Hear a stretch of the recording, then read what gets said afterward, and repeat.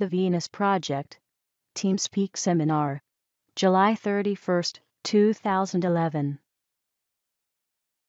How would Jack explain the concept of observer of our thoughts? Is it true that we are not our thoughts, or is that not a useful question?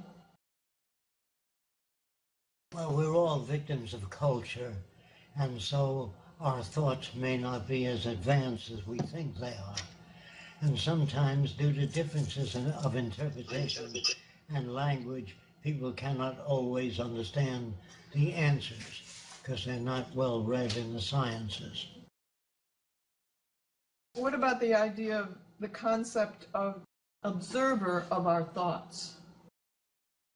I don't know what that means, but if it means that somehow buried in our brain is an objective system, that is erroneous thinking.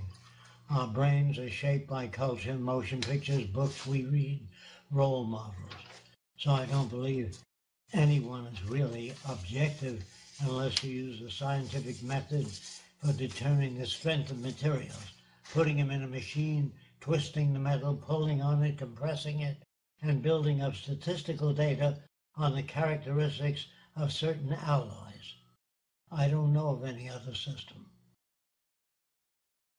This person realizes that even marriage is affected by money because the parents can't get divorced because of supporting the kids, and how would this be different in a resource-based economy? In a resource-based economy, people live together because they can relate. If they don't, they just split, just as you do as a kid. When you're 12 years old, you have certain friends. At 15, you have more information, and you change the relationships. Usually, a girl that falls in love at 15 is very different than having a crush on a person at 25. And at 30, you have a different outlook. So if you're married too young, the possibility of the relationship lasting is much lower than people that can relate with better and more experiences. I think when the resource-based economy comes into fruition, there'd be a lot of people who split up because it doesn't depend on somebody taking care of the kids, going to work and paying back support for different marriages that they have. Everybody would have access to goods and services, don't need to depend on somebody going out to work to take care of the kids. So there'd be a lot more people who are freer to do as they'd like. In the Venus Project, where there is no law enforcement, how would people be apprehended? I think that the person that asked that question doesn't understand that the training of children includes methods of dealing with problems such as communication, disagreements without getting angry. The ability to understand the nature of conflict does away with your tendency to want to punch another person that doesn't understand you. It means you don't know how to get to them. So I would say that conflict will be diminished considerably, except during the transition. But once the children are educated in the new school, you don't have those problems. You only have those problems where you give everyone a right to their own opinion, whether they're qualified or not. If two or more people, families, want to live at the same place, will machines make decisions on property ownership or who gets the right to live where? Or what if everyone wants to move to one place on Earth? The assumption a lot of people make is, what if everybody wants to live in Florida? You got to remember, you got to be ruthlessly honest. Some people love change of season. Some people like skiing. Some people like the fall. Not everybody wants to live in Florida because all these stories are made up. What if everybody wants to live in the same house? Well, today, people don't want to live in the same house. They have different values. People don't all want to live in Florida. Some people like skiing, ice skating, change of seasons. All of those are false assumptions. And would machines make the decisions as to where people would live? No, all that machines tell you is the climate, the conditions that prevail, and you, in turn, make the decision as to where you want to live. That depends on your education and your profession. I think if you are interested in science and social change, you want to live near places that do research in that area. And so you don't have to live there forever. You live there for 2 years and move to another place. And if you change your voice, you're free to move to any area you want to. And what if everybody to the same area? There's no such thing. Because people have different values, different inspirations, and they move in accordance with where their type of logic and reason is prevalent. And if people did need certain reasons or they wanted to be there, then there'd be more residential accommodations for them in certain areas. The survey committee will tell us that 30,000 people are interested in some aspects of distribution of energy. Well, they will tend to associate in certain portions of the country near the source of energy. Piping energy or using electric wires to conduct electricity over great distances have tremendous power losses. So a lot of research will be done on cool conductors, in other words, with less losses. The kind of research that's done depends on the nature of the problems confronting society. That same sort of scenario is true with, say, people who want to go boating or sailing. They make sure that there are more than enough boats to accommodate that type of demand, where people can go and just access them when they want to. What are the methods of the Venus Project for places like India and China, which have very high population densities? Do we build more cities then? Well, first of all, we have to orient people to what the Venus Project is about. And those that identify with the direction will join with us. Those that do not identify will form their own groups. We feel in time the advocacy of the Venus Project will raise the standard of living for everyone, remove the amount of crime in the area, and I think that eventually most people will join with the Venus Project. But you can't force people to join. You can't send in armies and make them democratic. What about high population densities? The question. Population will be studied in relation to what the geological conditions are in a given area. If you have so much arable land, so much water, that can only support so many people. When people are trained in dynamic equilibrium, in other words, if you produce a larger population than the area can support, you're going to have territorial disputes. If you don't deal with those problems, there are no other ways of dealing with it except maintaining a population in accordance with the carrying capacity of the environment. If you violate that, it won't work. It has nothing to do with human nature. It has to do with available resources. In the areas today, like in India and China, that already have high population density, we will educate them to the new orientation. And those that fail to join with us will not, and their system will break down. Jack also has designs for areas of high population density. In his cities, he has hundreds of city designs. With the advancement of nanotechnology, could we replace someone's brain in a virtual world with the ability to continue to learn via AI, so that even after the physical body passes away, could they be virtually immortalized? I doubt whether anyone of the past that were brought back to life could add anything new. I would say if you go way back to 500 or 1,000 years ago, the value systems were very different, and it would be very difficult for people of the past to make the rapid adjustment necessary to live in a high-tech society. I've used this example many times. If you took your grandmother to Miami Beach and she saw the girls walking around with their butts hanging out, she might say they've gone too far. Well, where she's coming from, I can understand that. But she is not a changing person. She clings to traditional values. The harder you cling to traditional values, the slower you are to make the changes. Can you describe the drainage system in your city models? How would you avoid flooding? First of all, we go through a continental change in which we build canals and waterways to take floodwaters to storage basins, such as areas that we loused up the earth with strip mining. By making those or using those areas to contain floodwaters and diverting floods to storage basins, we can make better use. They always talk of water shortages, but they don't harness the floodwaters.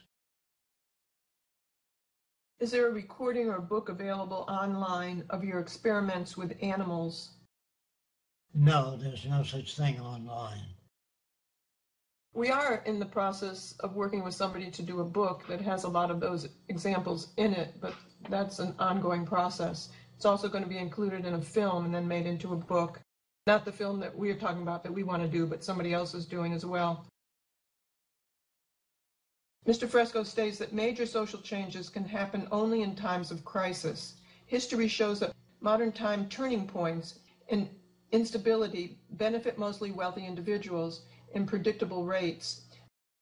How can the Venus Project compete with existing monetary systems which are made to operate in constant crisis of some degree?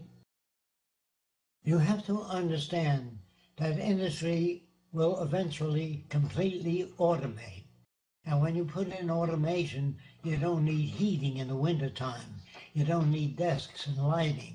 You don't need pension plans. You don't need vacations. So industry will put in automated systems because it's cheaper to operate automated systems than employ people. So if you keep displacing people by automation, they won't have the purchasing power to buy the products turned out, and that brings the system to an end. Regardless of how powerful the monetary system is, it depends on people buying things. And if they lose their job, they can't buy things, and the system comes to an end. There is no way to preserve any system eternally. All systems undergo change. That goes for nature, animals, the history, evolution. All things change, including the continents which drift. Jacques talks a lot about associative memory in his lectures. Is the ability to make associative memories what defines the intelligence of an individual, or are there other attributes? First of all, the word intelligence is a false word, because an intelligent person, say 100 years ago, can't get a job today. If he's exposed to electronics 100 years ago, what we understood about electricity might make him intelligent then, but he can't function today. So the word intelligence has to be changed to degrees of appropriateness. As we learn more about things, we have more solutions to problems. If we don't learn as much, the word intelligence assigned to people has no meaning because it's an ongoing process. Just remember that anyone trained in operating a printing press 65 years ago is different than printing presses today. They couldn't get a job today. Even though they were intelligent then, they're not intelligent now. So I don't use the word intelligent. I say changes in values and information give us a different range of behavior. The wider the range of understanding, the greater your ability to participate. So the future will inform people constantly, update them as to what's new, so no one becomes obsolete. In a YouTube video, you have mentioned that there is no such thing as a perfect society. According to you, which things are not perfect in your construction of a resource-based economy? What's the question? Which things are not perfect in the resource-based economy? I don't know. If you do, tell us what it is. There is no perfection. Everything's changing. Jacques always talks about that in his cities, that his cities would be a straitjacket for the next generation. There's no such thing as utopias. Every idea, everything, electric lamps, radios, television, can all be changed, including your laptop. It'll get lighter, smaller, and then with molecular recording, it'll be extremely tiny. And when you start doing that, you have a different frame of reference. Most people have great difficulty in changing their frame of reference because they become victims of the culture they're reared in. How do we integrate new discoveries and inventions, making technological progress and adaptation to changing world conditions when there are no knowledge dealings between machines and human? Well, that's a statement you made. In the future, machines will share ideas, and machines will accumulate ideas from every lab, working on new materials, overcoming shortages by improvising newer materials that carry out the same function. If you decide that every roof should be made of stainless steel, the computer will tell us we don't have that much stainless steel. So you'd have to come up with an alternative. So labs are assigned decision making. In other words, they're assigned different tasks. Scientists are assigned tasks, just like the moon project. The government says we want to put a man on the moon, and they must supply sufficient funds and equipment to develop that concept. In other words, in the future, when a new concept is put forth, we have to study it and appropriate necessary material for the lab to develop new substitute material for shortages. And that's what happened in Germany. When we blockaded the Germans, prevented them from getting rubber from Sumatra, they invented synthetic rubber. I think we have enough technicians to invent all kinds of substitute material until we develop better materials. Never the optimal development. There's no such thing as designing the perfect utopian city. Everything is subject to change. There are no final frontiers. I've said this many times, but apparently some people do not fully understand what I'm saying. How would it be proposed for people to voluntarily, quote, give up their personal properties if a transition were to occur? I've lived during the last Depression. As some of you know, I'm 94 years old, 95 years old. And so when you think about it, if you own a factory and people are not buying products, there's a recession. You can't even sell that factory. They don't have to give it up. The government takes over or the banks take over if you can't pay off a home, or if you can't pay off an industrial plant, or if you can't pay off a loan. What happens is these people make assumptions that the wealthy stay in power. They do not. When systems break down, banks fail. Industry fails. They shut the doors and says no help wanted. You can't even sell your production plant if a newer system comes up. So you can't hang on to the old system, even though you have a lot of money today. When the banks fail, you lose your money. When people aren't buying goods and services, you lose your industrial plant. You don't have to worry about people giving up anything. How can we avoid any control from programmers and operators if artificial intelligence does not have human judgment? Human judgment is frail and based upon background. I would say with the more people become familiar with the scientific method, they learn how to put things to test, to check them out, check out the value of water purification systems. They can check out the value of various metal alloys. They know how to check things out. So children do not belong to clubs like the Mickey Mouse Club. They are given superficial values. The question was, how do we avoid the programmers taking over and controlling things in the resource-based economy? There's no such thing as a programmer. The programmer is assigned different jobs, like certain types of metal are selected to put up skyscrapers. That's not arbitrarily done. It has to do with the alloy and the strength of the alloy for a given job. When you ask a man to design metals for automobile engines, that's based upon tests which the metal is put through. Abrasion, resistance to fatigue, all those things determine how metals will be used, not the opinions of people. No one has control. They're assigned tasks. The task is to put a man on the moon or put people on Mars. And in order to do that, you have to know what Mars has.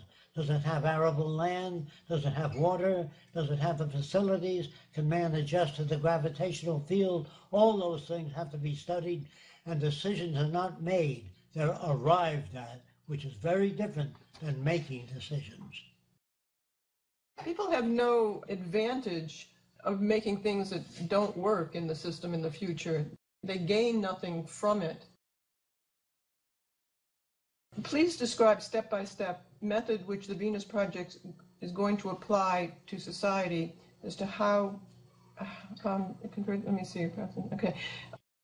They want to know how you convert the resource-based economy and what's the timeline for that. That depends on how much work you do. In other words, as we lecture throughout the world, a lot of people ask us the same question. I said, when you leave this lecture, if you've learned anything, talk to other people about the Venus Project. The more people that know about it, the smoother the transition.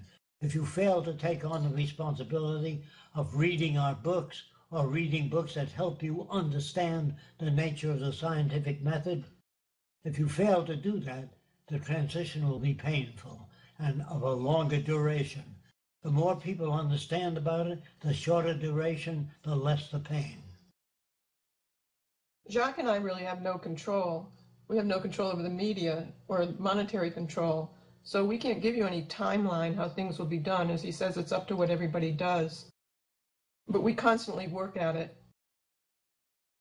How does Mr. Fresco see human intelligence regarding human mind versus human brain? The brain is a substance that conditioning works on. In other words, it's called associative memory. The neurons are charged electrically in terms of experience that you have. So if you have a great deal of experience in many areas, you might have more relevant information.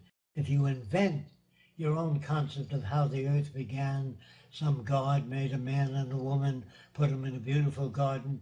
If you are tuned to myths, your life will be one gigantic myth. Do you differentiate between human mind and human brain? Do you use those terms? The brain is where the associations occur, where your knowledge or experience is registered. The brain is a mechanism like a battery. A battery without a charge is mindless. In other words, your mind doesn't become charged unless you're subject to stimulus. If you're brought up in a gray ball and you're fed and taken care of, and there's no stimulation in the gray ball, such as changes in color, sound, all that sort of thing, the brain makes no associations except with the gray walls. You'll be a drooling idiot if you're let out of that gray ball when you're 15 years old. You'll have nothing in your head unless you stimulate the interior of that ball, change colors, change sounds, change events, so the brain can make associations.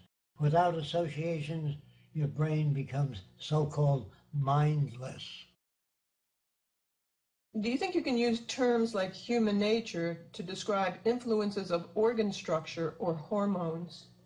No, you can only describe reflexes, the knee reflex, certain reflexes that we have in relation to temperature. If you increase the temperature, the living system backs away from the temperature. If they have sensors to do that, a moth tends to fly into a flame, but it has what looks like feathers and antenna, and which is a heat sensor.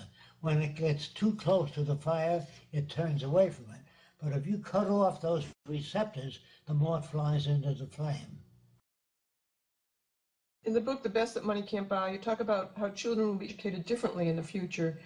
Would you be able to elaborate on the methods that could be used to do so? Yes, I can.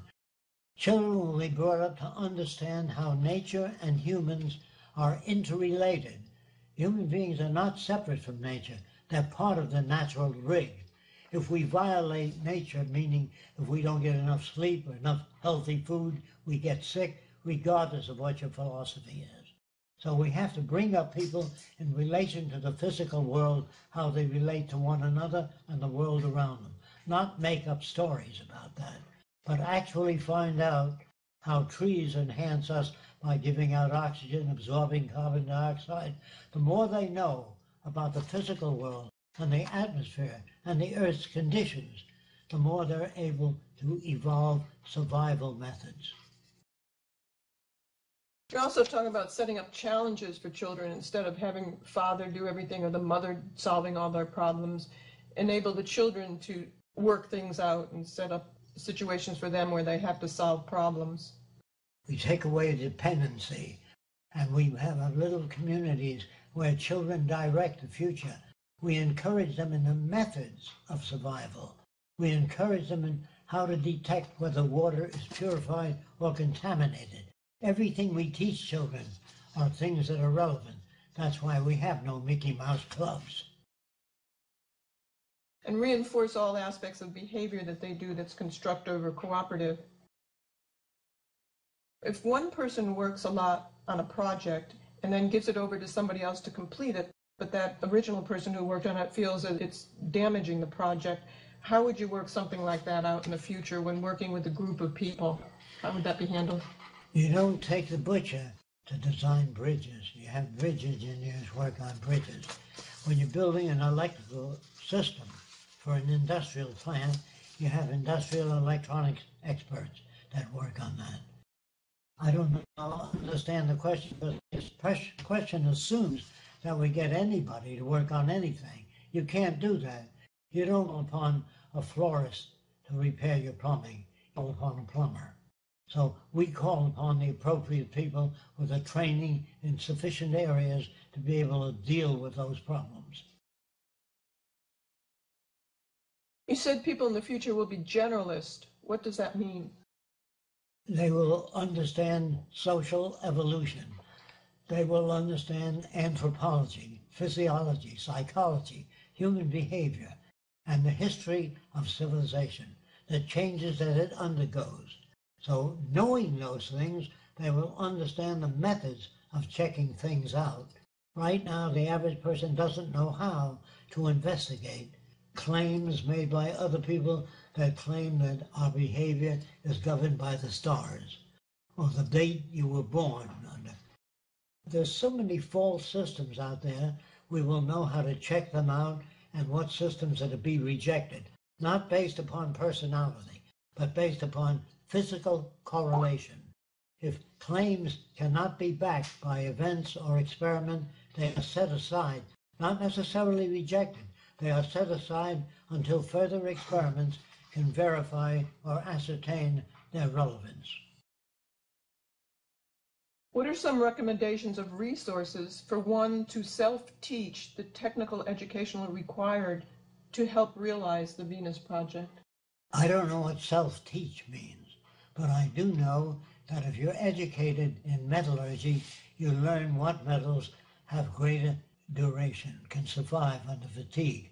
You learn what metals can be flexed a great deal without breaking down. This is not something that's natural with people. You have to study that. If you don't study language, you will only babble. A child not exposed by parents to, the parents say cup, light, house, windows, continuously. Every word you use, you've heard many, many times. Even your facial expressions are picked up by culture.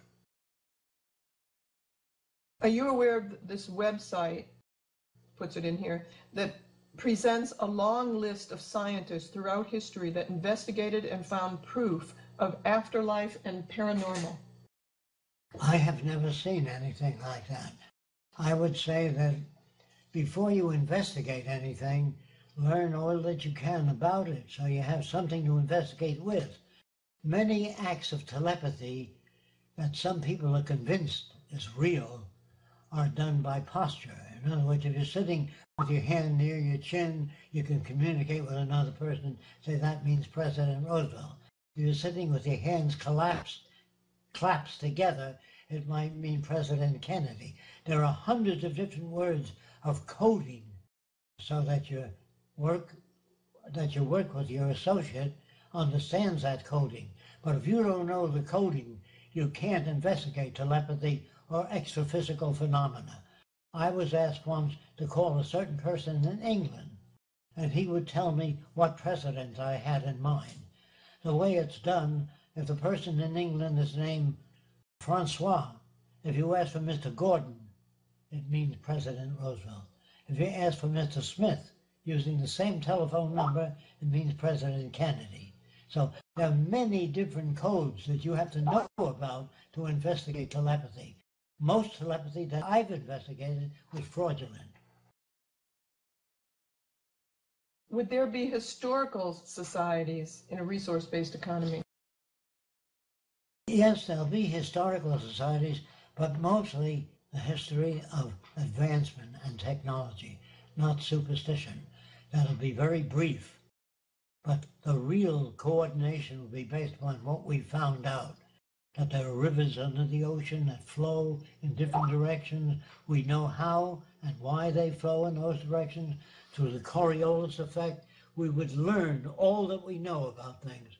And the things we don't know about, we would list and say, we don't understand how genes splice automatically. All that will be published. What we do know, what we don't know, what has to be researched further to arrive at decisions that are more appropriate.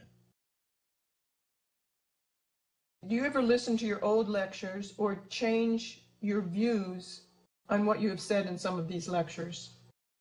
Yes, I do listen to old lectures.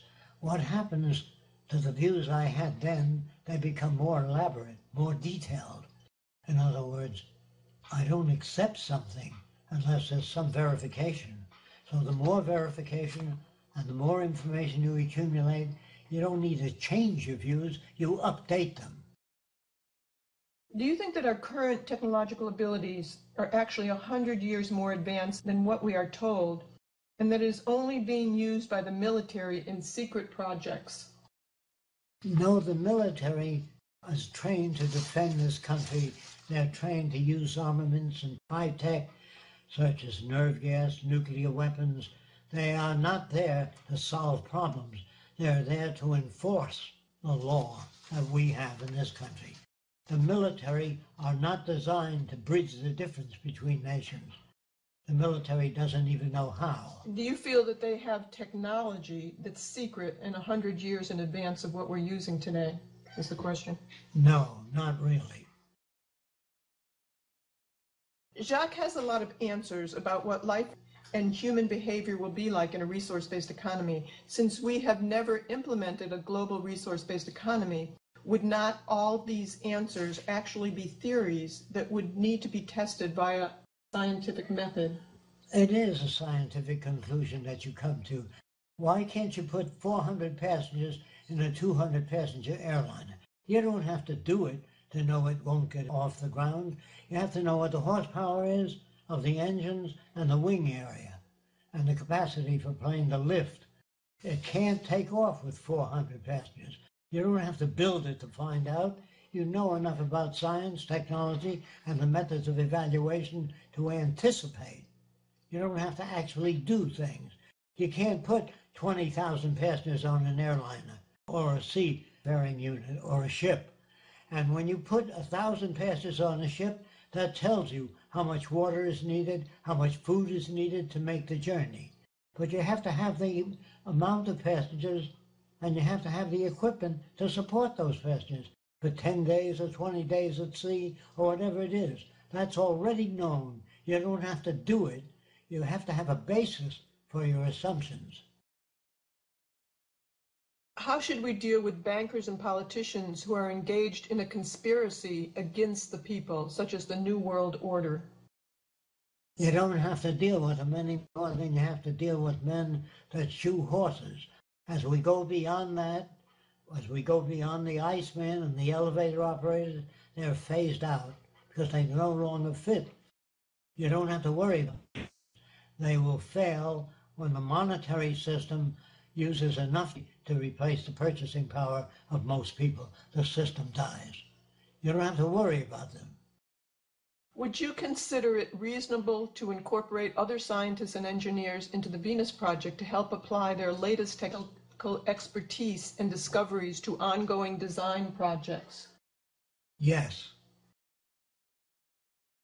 Is there a place where you want to create the first sustainable city of the Venus Project? I have no choice in that matter. The first place that decides to build the new experimental city, put it to test, we will build it anywhere in the world where any nation wants to set up the first experimental city. And this person asks, what if the government would attack the city? First of all, I'm operating on the assumption that no one will build a city unless this system breaks down. If this system manages to survive somehow through war or artificiality or fascism, then the system will continue until it has reached its limits of sustainability. No system undergoes change due to logic and reason. They only undergo change when it no longer functions. What if one or two of the people who we're talking to today actually do build a city now during a monetary system? Do you think it could get attacked? It might not. I would never build a city unless we had many nations joined together to undertake this project. Unless they... Will there be social stratification between people who have any technological or scientific knowledge and people who don't? Yes, because television will no more have soap operas and manage news. We will always be updating the values of everybody watching. Do you feel there'd be social stratification between those? Not at all. No social stratification, no technical elitism, and no elitism of any kind. People who have all different degrees of knowledge have equal access to goods and services and education, so they don't get less if they don't have certain knowledge in certain areas. If we build a, quote, sustainable city right now, do you think poor people will invade it? We don't build sustainable cities unless the majority of people agree to the direction. If they don't agree with the direction, you cannot accomplish this end. If people don't understand the meaning of science, they can't do anything in the scientific world. If few people do, without training other people in the field, they cannot survive. We must share ideas rather than keep them to ourselves. A nation without a vision of the future is bound to repeat the same mistakes over and over again. Why don't you talk about the system and how corrupt it is, or deal with issues like 9/11, corruption, etc., like Peter Joseph does? I feel that we don't understand why these people flew the airplane into the towers in the first place. What horror did we do to those people to give them so much hatred? I've never heard the answer to that on television, radio, or any other publication. In other words, people just don't invade cities. We must have done some terrible things to them in the past to make them hate us so much. I think Jacques does lay out the corrupt system. I think if this person reads the book, The Best That Money Can't Buy, you'll find that he does that. But what's more important to Jacques is that instead of just talking about what's wrong, which people do, is to pose a direction to work toward to eliminate those problems. And Peter did get the direction from Jacques and from that book as to all the things he talks about is in terms of a resource-based economy. So Jacques does do both. How do you keep warm in the houses in very cold areas without burning? Fuel. That's a question. I don't know. Oh, well. First of all, we orient the house in relation to the position of the sun. We arrange the trees around the house so in very hot weather the roof does not absorb heat. The roof itself becomes an electrical generator. You don't just have a roof on a building. It not only generates electricity, but it produces hot water. The way we design our buildings is so that every inch of that building serves the occupants of that building. It's just like the skin on the human body. It not only covers the musculature, it has secretions that can evaporate fluids and cool the body. The skin serves many functions. In the future, buildings will be designed so that every portion of that building, including the windows, generate electricity. How would you feel about people who support the Venus Project policing social networks, correcting incorrect or erroneous views? I think this is great for people to get on the internet and blogs and any place that they can to introduce these ideas and talk about the Venus Project, or just talk about the ideas in general. In a world where you can do any job you like, what will happen with the jobs that nobody likes? For example, cleaning. In France today, they have a public washroom. When you leave it, it's self-cleaning. I don't know how many of you know about that, but look it up on the internet. Self-cleaning systems. What would Jacques say about effects of collective consciousness on, say, the vote in the O.J. Simpson trial? There's no such thing as collective consciousness. You're only as conscious as your receptors.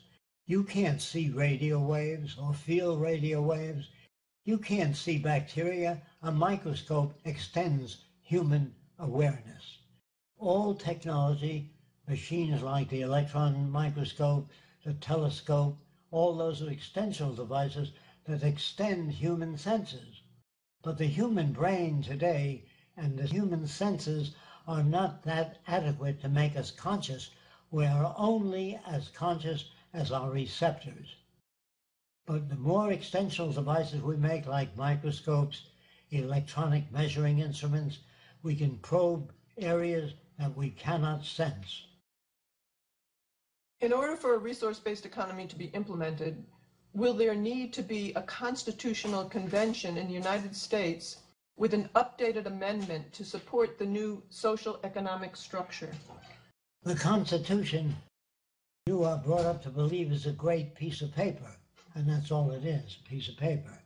If you have to write your congressman for equal rights for women, there's something wrong with your culture.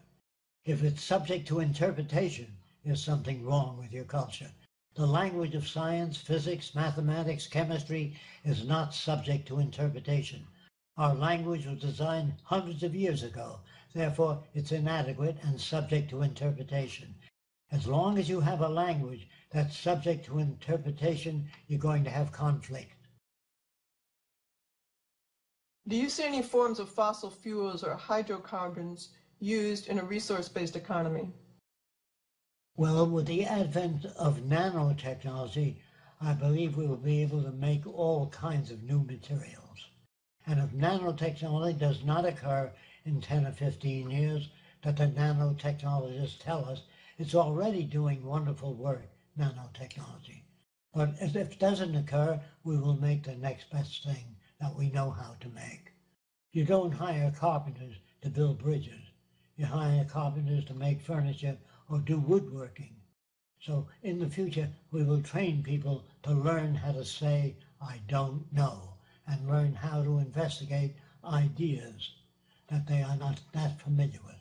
They will learn how to make more appropriate decisions than they make today, which are based on feelings only, rather than observation. How will you deal with jealousy in a resource-based economy? When you understand that your preference for friendship, when you're 10 years old, you have certain friends. When you're 12 years old, you move up the scale and you select other people. You're in a constant state of change. But jealousy is not being aware that there are many different sets of values.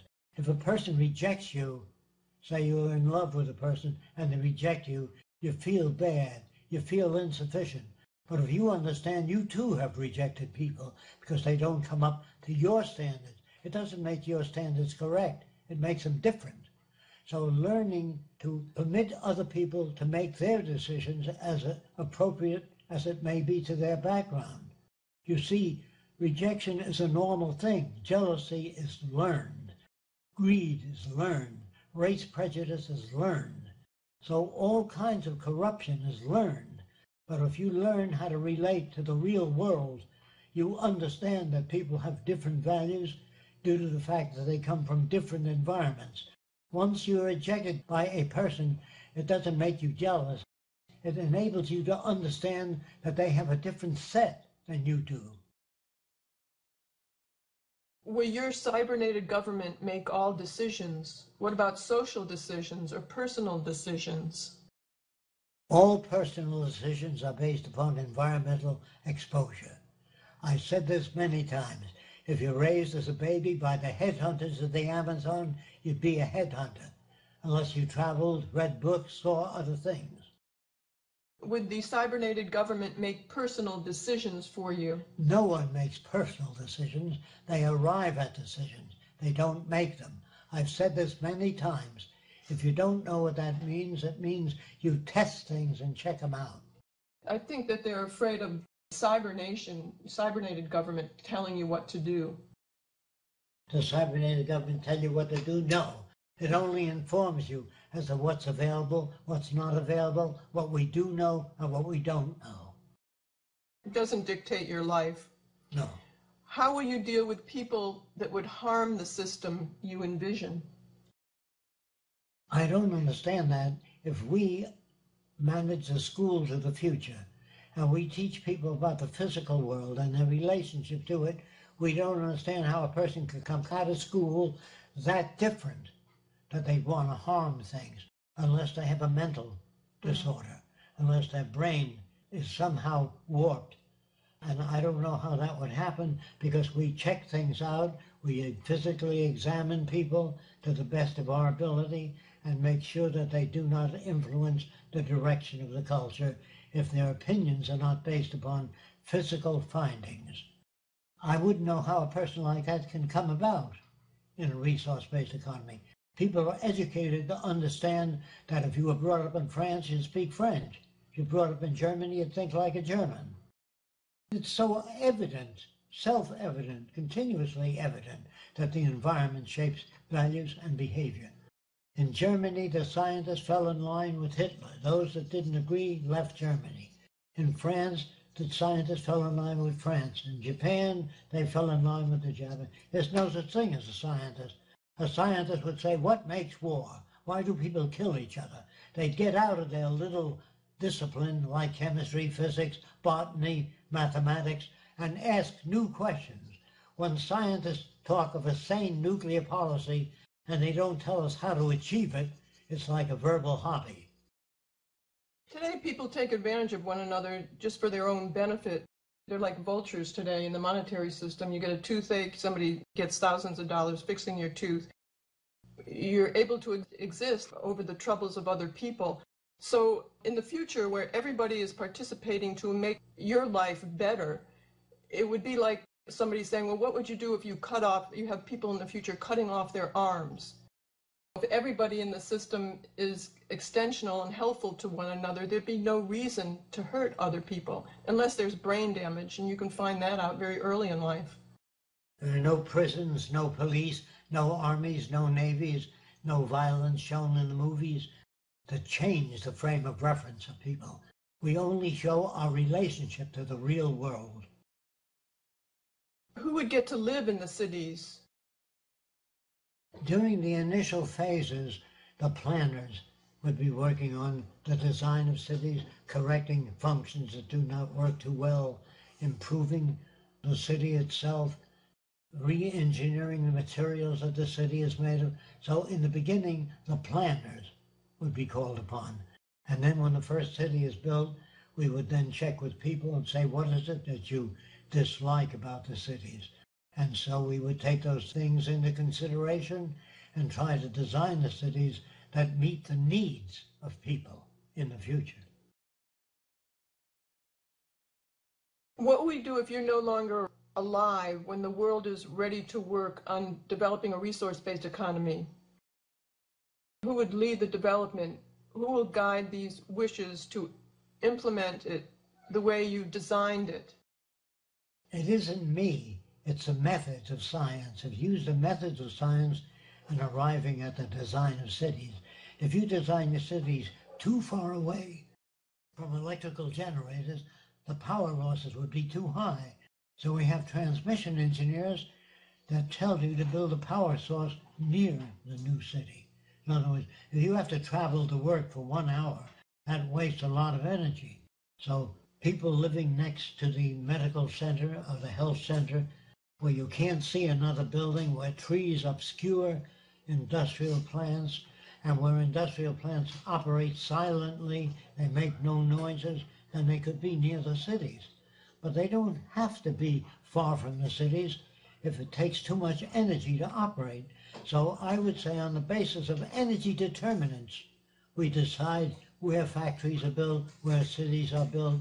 If you have to transport energy sources great distances, you have to include the energy required to transport that fuel or operating mechanism to that place. So everything has to be considered before you design a city. It has to be worked out so that you use a minimum amount of energy for maximum contribution to society. Do you think we could get rid of all forms of police, security forces, or do you think there'd be a simply delegated community mentor holding that role? You don't need that if you understand what it is that shapes human values. If you don't understand what that means, if you lived in the South, you'd speak with a Southern accent, and you would be biased against Afro-Americans. If you lived in an uneducated region of the South, we have no such regions. We have no poverty, no street people, no prisons, and no police. So if you don't have those conditions that generate aberrant behavior, you don't have aberrant behavior. Would atomic weapons be used for something else? Would they have to be dismantled, or maybe could they be used for construction, large-scale construction? Do they have any place in a resource-based economy, atomic weapons? I would say that a lot of research would be done on how to use nuclear materials for the benefit of society. There'd be studies of the positive and negative retroaction of any system. Even before we build a dam, we ask questions. What are the good portions of the dam? What's the negative side of a dam? The negative side is that fish can't get to the spawning grounds. So you have to have stepped areas so the fish can climb up on the side of the dam to get to the areas that they are conditioned or stimulated to move toward. In other words, you have to design not just a dam to generate energy and hold back water. You try to get it to do as many functions as possible. This person is an animal rights activist. They're saying today there are 50 billion chickens that are slaughtered after they live in terrible conditions. Do you think there's a solution apart from a world of veganism? Well, I would say yes, there are many solutions. Again, with the advent of technology, we'll be able to produce tissue, human tissue, liver tissue, by just taking atoms and arrange them into the same molecular structure of different materials. In the distant future, we won't have to grow food. And I'm not talking about genetic modification, because genetic modification could be dangerous. If you splice genes to change food without a long historical study of the prime effects of the modification, I would say we would not engage in it unless things were very carefully studied over a long period of time. I understand that the scientific method is the basis for a resource-based economy. What do you think about people inside the Venus Project and the Zeitgeist movement that have superstitious beliefs? They wouldn't want to join the Zeitgeist movement or the Venus Project. I'm saying the people of the Venus Project have to study the Venus Project, read our books and direction. Otherwise, they do not represent the Venus Project, although they join up for their own assumptions of what they think the Venus Project is about. You have to read up on the Venus Project. You have to watch their films and become familiar with the direction. If a person calls himself a doctor without studying the medical procedures of medicine, he would be considered not qualified. There are many people that have their opinions about the Venus Project, that have never asked questions about it, but continue to follow their own opinions, which has no representation of the Venus Project. And a lot of people ask questions, and the questions they ask, they cannot even understand the answers because they don't know enough about the factors that shape human behavior. This person asked how the script is coming. It's coming well. We're waiting for some meetings that we have coming up for people in the field, so we are working on it. Have you ever worked in medicine? What are your views about homeopathic medicine? When put to test without bias, we will use whatever system that works.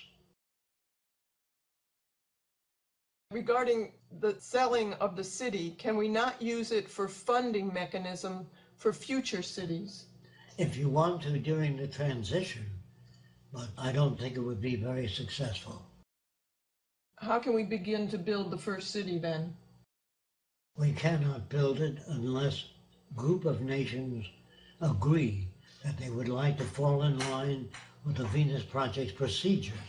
If they don't use our procedures, we will not work on a city with them. If people decide to build their own cities, it's not the Venus Project. I have nothing to say about that. Okay, I think that's all for today. Thanks to Jacques and Roxanne for coming and spending time answering these questions. Thanks, everyone. Do you want to go over the idea of the city you just talked about? I don't need to, because Okay. if I'm in charge of the city, it would mean that we would educate children in terms of the physical world, to think in terms of physical reference for the language they use. If they don't do that, they will repeat the same awkward problems over and over again. It isn't the Venus Project if you take it in some other direction. If you don't like some aspects of the Venus Project, raise the question. What do you do with people that don't want to live in the Venus Project? What do you do with people who want to build their own community? They go ahead and build their own community. We don't dictate policy to other people. We only point out the advantages of the Venus Project. If there are shortcomings, bring them up so we can examine them, question them. We are talking to two different groups about a city project, and we'll see how far we can take it toward this direction. If they're not willing to follow this direction, I'm not interested in the project. Gotcha. Okay, well, thanks, everyone. We appreciate your questions a lot.